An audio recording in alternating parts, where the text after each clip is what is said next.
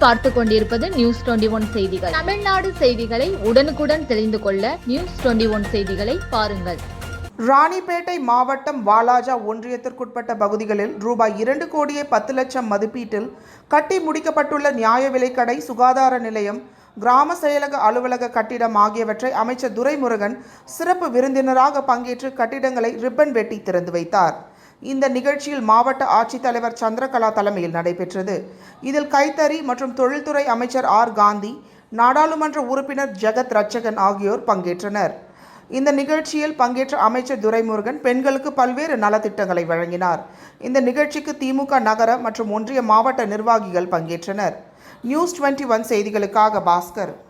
ராணிப்பேட்டை மாவட்டம் ஆற்காடு பேருந்து நிலையத்தில் மாதந்தோறும் பௌர்ணமி அன்று அன்னதானம் வழங்கி வரும் Sri Jothilingeswarar சிவனடியா Seva public charitable trust பல்வேறு ஆன்மீக பணிகள், பள்ளி மாணவ மாணவிகளுக்கு உதவி செய்தல், மரம் நடுதல், இரத்த தான முகாம் நடத்துதல், மருத்துவ முகாம் நடத்துதல், துப்புரவு பணியாளர்களுக்கு நலத்திட்ட உதவிகள் வழங்குதல் போன்ற எண்ணற்ற பொது சேவை பணிகளை செய்து வருகின்றனர். இதில் உதவி செய்ய விருப்பமுள்ளவர்கள் தொடர்பு கொள்ளவும். நிறுவன தலைவர் ஜெய் மாருதி சரவணன், எண் 3, ராஜ முதலியார் தெரு, ஆற்காடு, ராணிப்பேட்டை மாவட்டம்.